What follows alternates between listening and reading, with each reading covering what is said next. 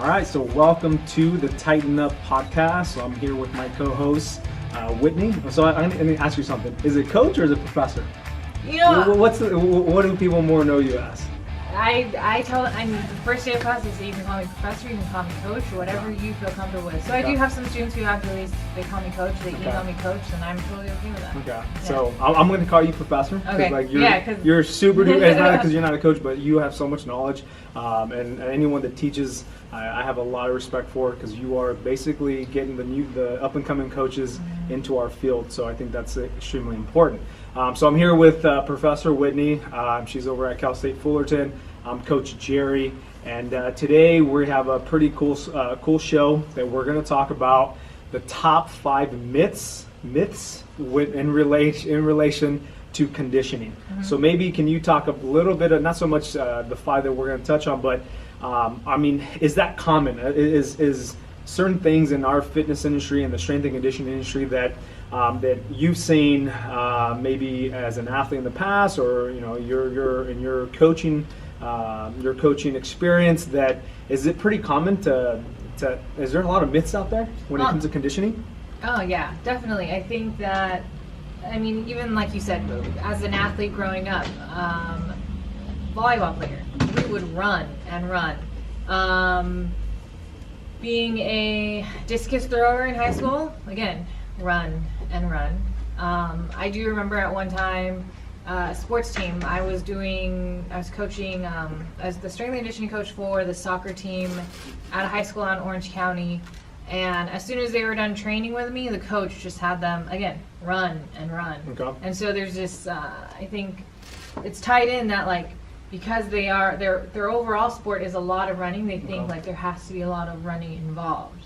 And so, and then I was talking to some of my dance girls and kind of asked them what their training looked like before they worked with me. And I don't have them do lots and lots of running, but a previous coach did have them do a little bit more running than I would prescribe. And, that's coaching style too as well. And so there's just a lot of running involved when it comes to conditioning. So a lot of volume. A lot of volume. Yeah, and I think that's the thing that pops in my head working with boxers is just the amount of specifically road work, but just the first thing that people think of, but even like my general population, personal training clients, is just they think that it has to be a ton of conditioning. It means 2 things actually, and both are somewhat kind of myths. Is either has to be so much of something or super duper hard, super intense, and we'll kind of touch on that today as far as more of the practical side of it. But to me, it's just I've been coaching for almost 13-14 years, and it's still, when I first started, and this is me admitting, like, I used to believe this too, and to a degree I'm still learning,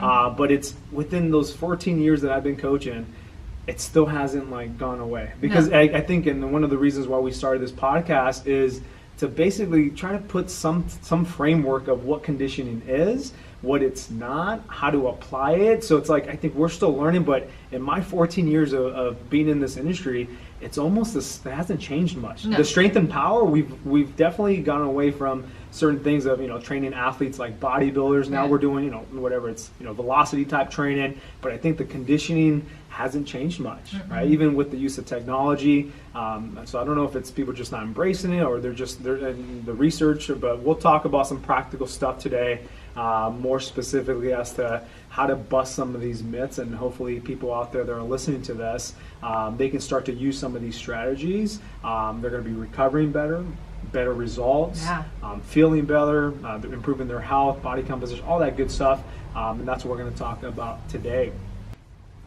So what's myth number 1, Whitney? So myth number 1 is the fat burning zone, and we see these charts all over our what are those commercial gyms?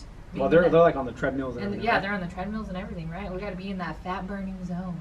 Okay. So what is this fat burning zone? So this fat burning zone is basically telling you that you need to be, if you ever look at them, it's like a yellow, red, green chart, and you basically need to be within a certain area, intensity, to be in the fat burning zone. And so what everyone is thinking is that when I'm in this fat burning zone at this certain intensity, that is when I'm burning the most amount of fat. Okay. Is that true? It is not true. Okay. It is not true. So let me back up. So when they say, what do most people think fat burning zone? They think that when they're in that zone, like that's all they're burning, right? That's all, like like they think of body fat. All right, if I stay in the zone, that is all my calories that I'm sweating or breathing out. It's only coming from fat, right? Yeah, it's only like the fat is just going to melt off if they stay in this like fat burning zone. And we say intensity, and when we say intensity at the fat burning zone, it's intensity of maybe a little more than being able to hold a conversation while you're on the treadmill. So a little bit more than that, but not too excruciating where you're like huffing and puffing. And so like it's something that people can moderately do for an hour or so, and they're like, yeah, fat burning zone for an hour. Yep. And one thing that I remember I learned was that even those charts, like basically they're using a very generic kind of template, right? I mean, one thing I think in undergrad I learned is like their model for that chart is like a 180-pound male. Oh. So it's like if you don't fit that, those charts are going to be extremely off. And that's, we'll talk about kind of myth number 2 in a second. But just using that generic chart, like it's not formulated for the most amount of people, the majority amount of people. If you're not, a male who's 180 pounds, like it's probably not your zone. What about the female? Like, what's an average female? So you're telling me you're not an average male anymore? I think those numbers have drastically changed since that chart has probably been made too. Yeah, so that's what I'm saying. So it's like if you're just going to the gym and you're using that generic formula, like it's not individualized for you. So even you may think you're in the fat burning zone, but you're not in your fat burning zone. So just right off the bat, the validity of that chart is probably not even that accurate, right? Right. Okay. So I mean, so let's talk more about as far as like the total calories and stuff like that. So why is it important to not just maybe specifically focus your training on being in that fat burning, quote unquote, fat burning zone? So it's more about just what you're doing and what you're burning overall total calorie wise. Okay. And so again, we're going back to this, this long, slow duration cardio versus the high intensity. And we've seen in the last 2 podcasts how I'm all about high intensity and time efficiency. But it's just that you're going to burn more overall calories if you do the high intensity type of training. And so think about the world we live in now too. I mean, it really is. We all don't have an hour to an hour and a half to be in the gym, even just to do the cardio and then do the training after. It's just not realistic anymore. I mean, for those of you that do have that kind of time, I am totally jealous of you. Like, I don't even know how to unplug from the gym. Yeah. But you're going to get a whole total body calories from high intensity type stuff. So without going too sciencey and without making it sound too confusing, so the fat burning zone is true in a sense that at the lower intensity you're at a percentage of fat burning, say 75%, and the other 25% is coming from carbohydrates being burned off. When you start going into higher intensity, when you start progressing into higher intensity, it starts to switch into carbohydrates being utilized instead of fat. So they're both still being utilized, but now you're using more carbs at that level. But also, if you were to do the fat burning zone for an hour, say you burn 200 calories, but then you go into the high intensity zone and you went for 20 minutes, now total calorie rise, you're burning 300. So I'd rather be in the high intensity and not be in the fat burning zone. So obviously you're going to get kicked out of the fat burning zone that you're going to when you start doing higher intensity type of work. Yeah, and I think in what most people think, here's another kind of to add to that is like, even though you're in the fat burning zone, doesn't mean you're burning body fat. There's also fat in your blood. There's intramuscular triglycerides. So it doesn't mean you're actually burning body fat. That doesn't mean just because you're exercising that it's pulling from your abdominals or your thighs and things like that. There's other places that you have fat that could be used as storage and sometimes more efficient, right? So your muscle could use the fat that's literally within the muscle and it's using that as fuel versus just your actual stomach or any other areas that you have body fat. So even that to that degree, if you are in that fat burning zone, doesn't mean you're actually burning body fat, right? At the end of the day, it's like you're going to have to consume less calories, you're going to have to burn more calories, and it's like if you're only focused on that one session, you're missing the big picture of what you're trying to do in the long term. Right, and he hit it on the nail right there. It's about less calories, right? Calorie deficient. That's what, no matter what diet you're in, no matter what training, if you want to lose weight, if you want to lean out, it's a calorie deficient. It's thermodynamics, right? So it's like, and they're still having that debate where it's just like, and then again, it's not that simple. I mean, yeah, there's something to, protein, carb, but at the end of the day, it's like that has to be like you can't outwork a bad diet type of thing. If you're just eating crap and you're over consuming, okay, you can be in the fat burning zone, but you're not gonna lose the body fat, right? So, great point. So if everyone's listening, is again, take that with a grain of salt. The fat burning zone is to a degree, okay, you're burning higher percentage, but that's not the goal. It's not just for that one given session. So if you're not taking care of the other stuff, and again, if you're not, the high intensity stuff is also something you talked about last week, is like the body composition, where if you're doing sprints, higher intensity stuff, you're activating certain muscle groups that you're not, or certain muscles that you're not going to get from doing low intensity training. I always use the example of like a track athlete versus a marathon runner, where it's just like track athlete, their body composition is so much different than your ultra marathon runners. Yeah. Right? Cool. So now let's talk about number 2. So number 2 is it has to do with having an objective measurement. So everyone that's listening to this, if you've lifted weights, when you go to the gym, you know exactly how much weight is on the bar, right? So if you're squatting, you're putting on 185 pounds on your back, and that's what you're squatting. Now, why are we not doing that when it comes to conditioning? Everyone wants to hop on a treadmill or go on a Stairmaster and just randomly do something without actually objectively measuring, the intensity, how long you're in a certain zone as far as your heart rate. So that's what we're going to talk about. Number 2 is if you're not measuring objectively where your heart rate is, and that's those of you that are listening can't see it, but I have a heart rate monitor in my hand, and like we talked about earlier, this is the one tool that's less than probably $70 that you could strap on your chest. And something that we talked about before, the air was utilizing a chest strap over your watch, because during exercise it's much more accurate. So getting a chest strap, and now when you're doing your cardio, if you have a coach, you have a trainer, they can give you a recommendation or a prescription as to what intensity zone you should be in depending on the outcome goal. So if I'm working with a client who's training for a half marathon, and she has to do her longer runs, I'm going to make sure she's not going into those high intensity zones, because she's not going to be able to put in the 10-mile run. Versus if I have an athlete who maybe we're doing some higher end conditioning, I'm going to make sure they're going into that red zone, but then they're also monitoring their recovery. So I can, instead of telling them, hey, take a minute of rest, I'm going to let them know once your heart rate gets to 130 beats per minute, time for the next one, right? Yeah. So I think we all do it in the weight room, but hardly anyone is using these heart rate monitors when they're doing their conditioning. So if you're not measuring it, you're pretty much throwing a dart, and you're throwing a dart blindfold, and you're just hoping that you're in the zone. And this has happened with my athletes, where they're perceiving that they're working hard, but based off of the objective measure, when I'm looking at their heart rate, they're really not. So it could just be that they think I'm working hard, and if I didn't have that chest strap, I would probably pull back on them, but that chest strap allows me to be like, no, there's still more in the tank based off of what we did last week, or your testing and your assessment.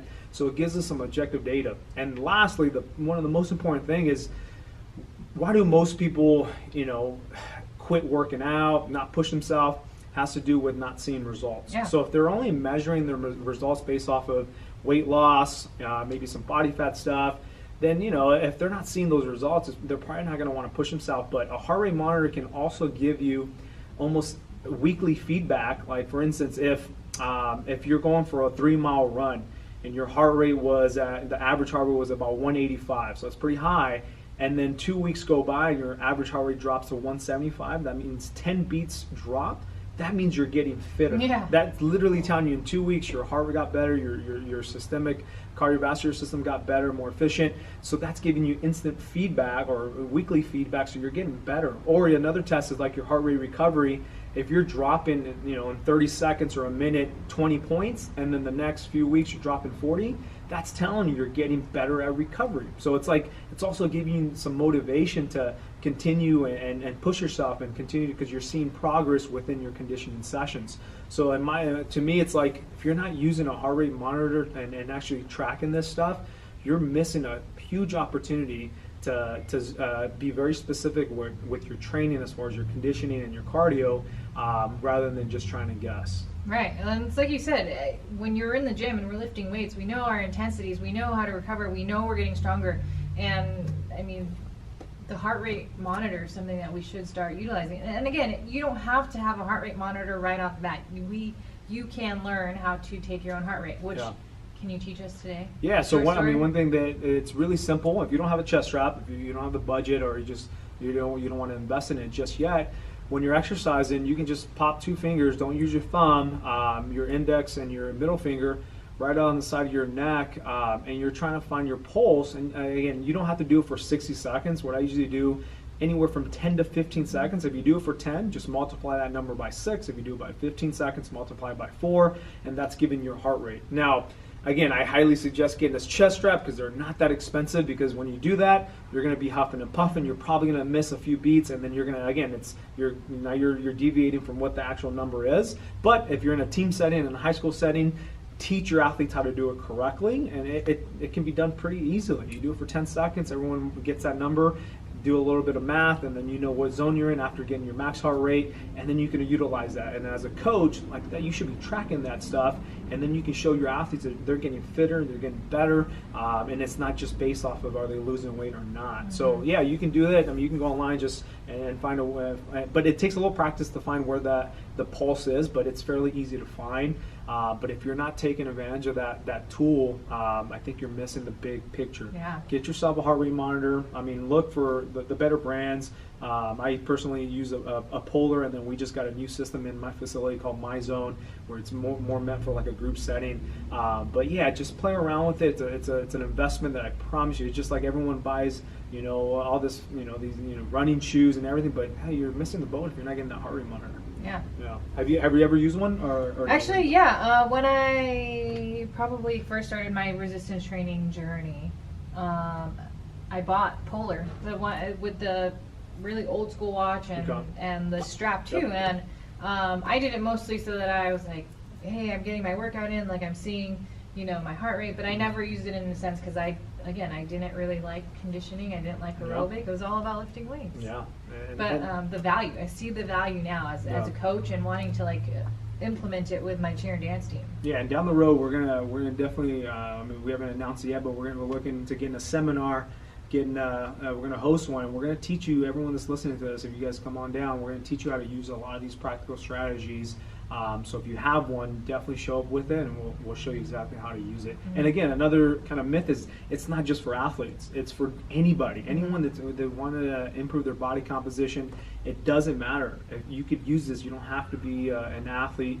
It's just being efficient with your time and knowing exactly what the goal is, especially if you have a coach. Now the coach can give you a prescription outside of their training sessions with you, and now it takes all the guesswork out of it. Yeah. Yeah. Cool. Okay, so that's number 2. Number 3 is that conditioning. So these are the top 5 myths. The first one was that there's the mystic fat burning zone that Whitney talked about. Number 2 was not objectively measuring your conditioning or your cardio sessions. Now, number 3 is that conditioning always has to be high intensity / hard / make you puke / make you no pain, no gain. So again, it's not to say that those sessions are not valuable, but we're trying to make the point that it doesn't always have to be like that. So right, it's not strictly black and white. Like, it's a whole ton of gray area. If you have been listening to the last 2 podcasts, right, our whole premise is that low and high intensity are both needed for your programming, for your general population, for your overall health. You need both. And he made a really good point, and we kind of talked about this earlier. When we go to the gym and we lift weights, we aren't always working at 80, 90, 100% of our 1RM. I can't even imagine working at 90%. You get crushed. Yeah, like your back, your joints, people will get crushed. Right, and I mean, as coaches, as we program, right, they're always working at different intensities. And a great example is I'm doing the December program right now with pen and paper strength that. And so we're deadlifting almost every day. But they're different forms of deadlifting, and the intensities are very different. Like, I think Tuesday we hit 90%, but it was from the blocks. Yesterday it was about 60, 70, 75%. So we're always changing the intensities with the resistance training. But why not do it with cardiovascular training as well? because there's no pain, no gain. Like literally, and it's funny, but it's like we still. And again, as coaches, trust me, I tend to when I do my workouts, I have it's hard to get away from that because it's like it's tough to get through a session that you sweat a little bit, but it didn't kick your butt. Mentally, it just doesn't feel like you got that much accomplished. But again, as you get older, you realize like you just can't keep doing what you've been doing when you were 21, 22. Right. Like you learn the hard way usually, and I learned it through an injury. And it's just like at some point you just learn that it's a long-term game. And I think it's teaching clients and teaching athletes not every session needs to ramp it up. And that's why like I love that heart rate monitor because it keeps people accountable. It's like, hey, with heart rate monitor there's different colors as far as the zone that you're in. I'm telling my clients, I need you in the yellow zone. If you get in the red zone, you need to get out of there, bring the intensity back down. So that's where it takes a lot of the guesswork out of it. But I think it's mentally, and it's our culture of sometimes, or not sometimes, a lot of times, more is better. More is better. And then we've gone from extreme of 30 minutes a day, moderate, and then we've gone to it needs to crush you every single time, or else you didn't get the most out of that workout. Right. Have you? I mean, what's your experience? And where's your mindset when it comes to that? Have you gone through that phase where you've slowly kind of shifted out of just going hard every time? Yes, no. I have. No, yes and no. When it comes to resistance training, I mean, like we keep saying, aerobic and cardio is still such not a new topic, but something we're getting more and more familiar with. And I know I don't need to run my girls into the ground every time. They're already getting beat up with their practices and going to games, and so I tone it back in the gym. I know it's not always about go big or go home. I know it's not I used to be that no pain, no gain, but and then I used to be like when I was first starting out as a trainer in this field, like, all right, if they're not sweating and huffing and puffing at the end of this workout, I did a bad job as a trainer. But now I've pulled back, and I know, right? You don't always have to be sore after every session. Yep. You don't always have to need to go outside and puke every once in a while. That's okay, but right, too much of a good thing can be bad too. Well, it's just like we talked about, like on our first show, is like digging that ditch, right? You talked about that gas, the general adaptation syndrome, where it's just like, all right, you got to dig a little bit, right? You got to dig a little bit so you can bounce back, get a little better. But you dig too deep, it's hard to get out of there. Mm-hmm. And sadly, again, your body at some point will teach you or actually force you to pull back, and it's usually either an illness, you get sick, your immune system gets crap, you keep getting sick, or you get an injury. And then your injury sets you back, and then that's how people learn. And as coaches, our goal is to teach, younger athletes, like, let's just avoid the injury in the first place, and let's play the long-term game. And a lot of it's just education. But again, it's seen improvements, seen results. So if I have a heart rate monitor and they're seeing improvements, they don't need to go hard every time because they're like, I'm actually getting fit, actually doing lower to moderate intensity. So there's a psychological component of making sure you can implement strategies where, because at the end of the day, athletes don't want to look weak. They don't want to, pull back. And I just recently had one of my athletes. He's a firefighter, and he came in a little tired, a little beat up, and I didn't want to tell him, hey, we're pulling back today, because I know psychologically it's like, no, like I want to go hard. So I put a heart rate monitor on him, and I just, hey, this is where we're going to stay in the zone. Had a great session.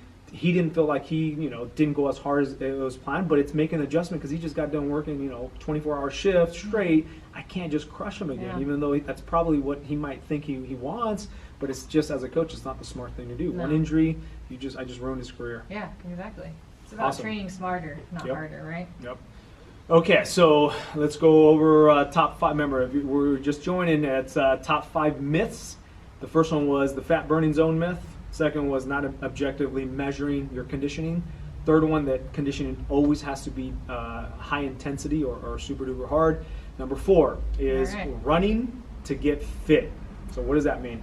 So running to get fit, we know it is, we're how many more days until we go into 2019? So today is the 21st. So we're about 10 days.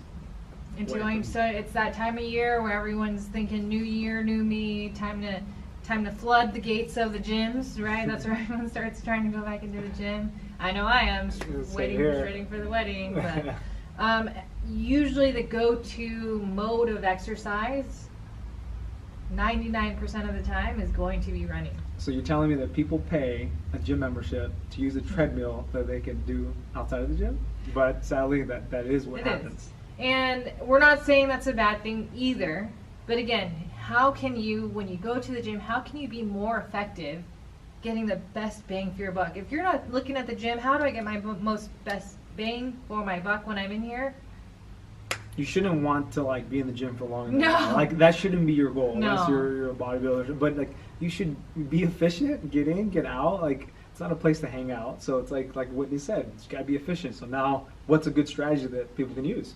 Variety, right? You don't always have to, you can start on the treadmill if you want. If you want to start just, it's the first, you haven't exercised in a while, then yeah, it's a good way to, someone who's very sedentary, someone who hasn't done much, like it's a good way to start moving the joints and everything. Then later to start progressing to the weights again. We're always going to push the weights at the end of the day. Makes you look sexy, right? That's how you look lean. If you're going to want to do more conditioning, bring in the prowler. Bring in battle ropes. It doesn't even have to be those equipments either. It can be kettlebells. If you don't have kettlebells, you can use dumbbells. And it's just doing boxing. Yeah. I love boxing. Oh, I love boxing too. Yeah. It can be any of that variation of exercise. It's going to make going to the gym more fun, right? Because I know even for me mentally, if I know I have to go do an hour of running in the gym, like I will make up every excuse in the book. I'm way too tired. I don't want to go. I'll do it tomorrow. I'll go in a couple of hours. But when it's something I know I'm going to enjoy, like, yeah, heck yeah, I would rather throw kettlebells and dumbbells around. Like, yeah, I'll go. I love the prowler and I love the air bike. Yeah, I'll go. Yep. Yeah, and I think I think that's huge. The psychological component of like liking what you're about to do. If you like to run, then that's great. Yeah. But the second part for me is this is what I experience a lot with clients is like how you said, New Year's coming up. They usually tend to put on whatever pair of shoes. They don't even get like a decent pair of shoes where it's right for their feet, for their running gait. They just put a random pair of shoes that's been used and they hop on the pavement. They start running. Mm-hmm. Now they do it. They feel good. They for a week, and then right away they come in with shin splints, knee pain, back pain, hip pain, foot pain. Everything starts to hurt, and it's like, okay, you went from zero, you walked into the weight room and you loaded yourself up with 350 on the bar and you try to squat, right? So it's like, even though you might be going out for a light jog, and again, this is like, especially if you're a little bit overweight, your joints are just not ready for that. So it doesn't mean you shouldn't go for a run, but like how you said, it's maybe Monday's your 2-mile jog walk day. Tuesday, maybe you're doing some weight training. Yeah, it doesn't have to be crazy, but a little bit of weight training, body weight's up. Wednesday, maybe you're on the Stairmaster, working your legs, a little lower intensity.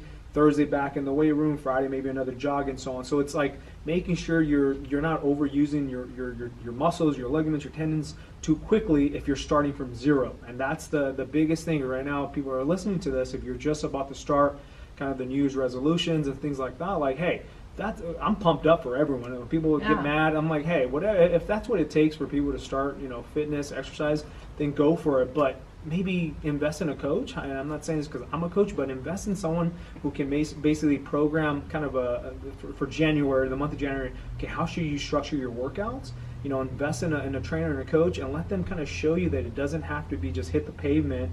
And then again, you get one, Achilles injury, you're done. Yeah. Right? And that's why I love boxing, because it's fun. So it's psychologically, every one of my clients they love coming in and hitting the mitts, but it's great for the upper body, great for the core. It takes some stress off the legs. So like how you said, variety is one of those things. It's kind of like it's the spice of life. It's just, you got to try different things. And you never know. You might think you hate the battle ropes or boxing, and then you end up loving it, and it keeps you in the gym. Now you're addicted, and now you're getting not all the benefits of exercise. Yeah, now you're addicted. Yeah, and actually one of my clients, which I'll be posting later today, she did online training with me. So basically I wrote her program.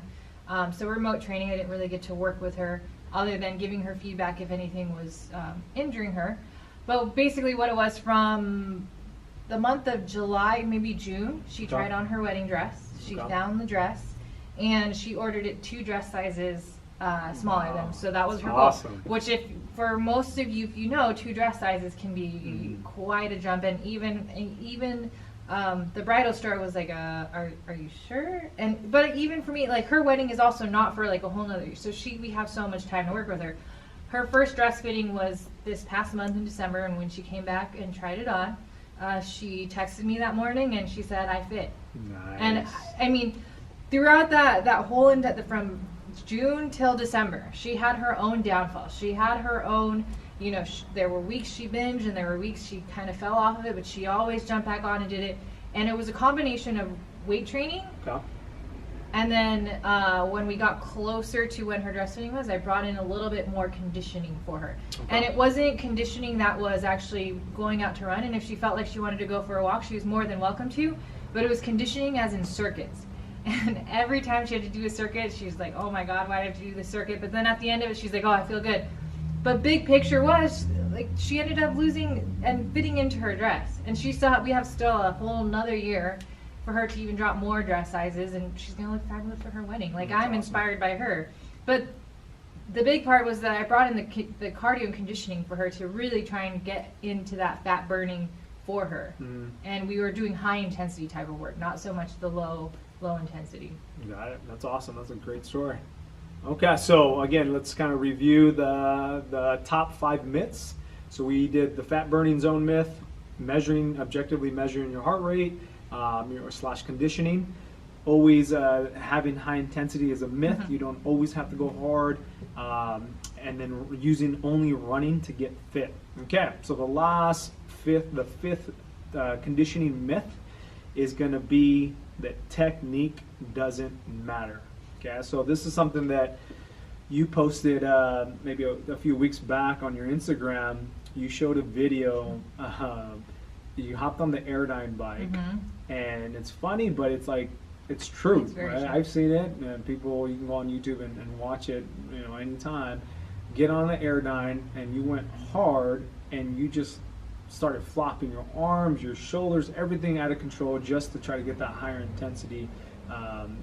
As far as your intensity of the conditioning session, and it looked really bad. Right? Well, and it was also to show that when you're flailing your arms around looking like the inflatable arm tube man, you're trying to kind of trick your coach, like, come on, more effort. Yeah, I'm giving all my effort. Like, don't you see me doing all that movement? When I was doing it and I had my good version of it, mm-hmm. my legs were still pumping and moving the same amount it was when I wasn't flailing my arms. If you had a heart rate monitor, it'd probably be the same. It'd probably be the same. But it looked like you were going harder.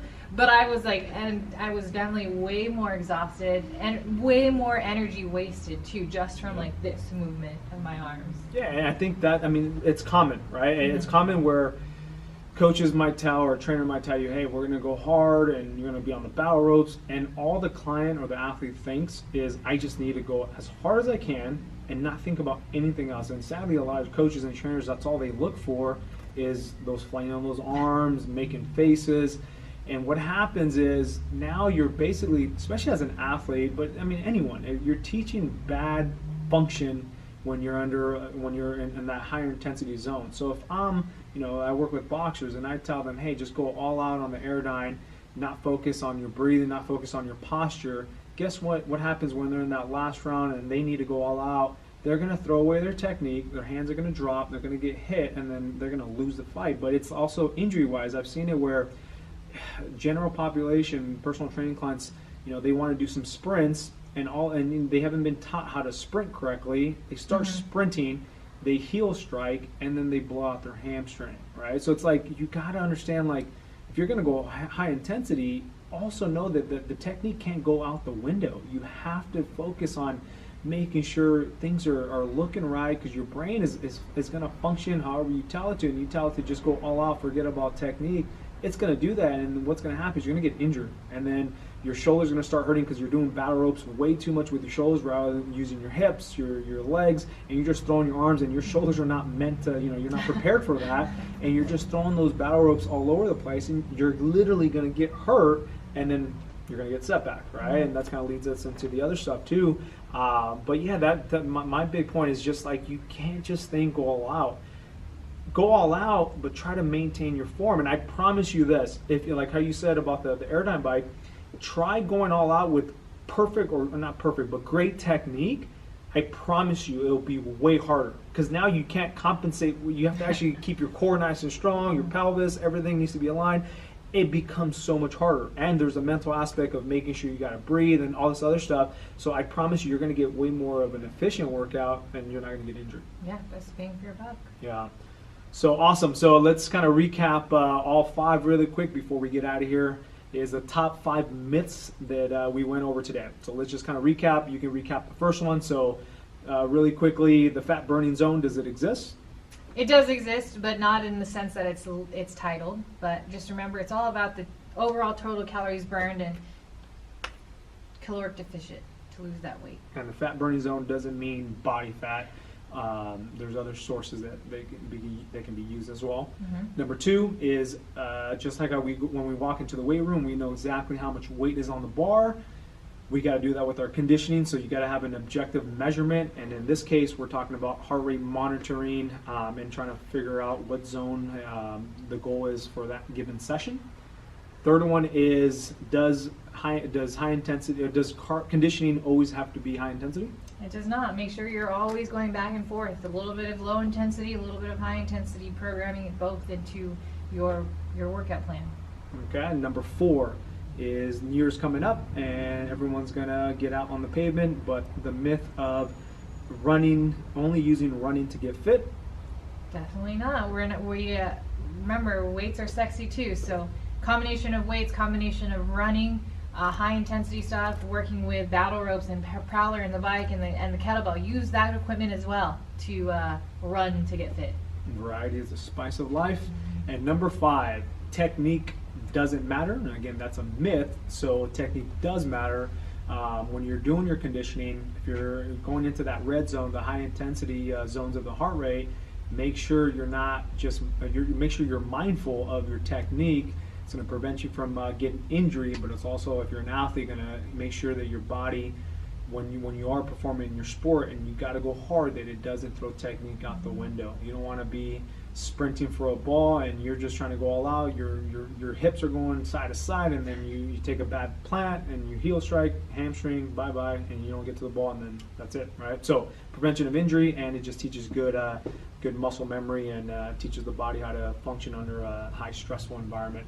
So when you're on your sport, you don't revert back to bad form. Mm-hmm. Awesome. Okay, so we are finishing up with the Tighten Up podcast for today. We went over the top 5 myths as far as conditioning goes. Hopefully everyone that listened to this episode got some good nuggets. And today's was really focused on practical tips and giving everyone listening to this podcast some strategies that they can literally go get ready for the New Year's, and 1, not get hurt, and then 2, get the best results possible. Do you have anything else to tell the listeners? Again, anytime you want to find any other information out, please let us know. Reach out to us so that we can help you in that sense. Share the knowledge, share the wealth. Awesome. Okay, so we are signing off the Tighten Up podcast. We'll be back next week with an episode. So I am Coach Jerry. You can find me on Instagram at Coach_Jerry with the J _ at the end. Where can the listeners find you, Whitney? So I'm Professor Whitney, as Coach Jerry likes to call me, and they can find me at Big Ass Muscles. Wait, where was that? Big Ass Muscles, which, by the way, according to Pen and Paper Strength app, I am the 2018 IG Handle of the Year award winner. So Big Ass Muscles. Did everyone just hear that? My co-host got the award for best IG handle. That's awesome. All right, so thank you everyone for listening. We'll be back next week. Again, this episode will be uploaded on YouTube and on platforms where you can listen to the podcast. Okay, so we're signing off, and we'll see everyone next week. All right, see y'all.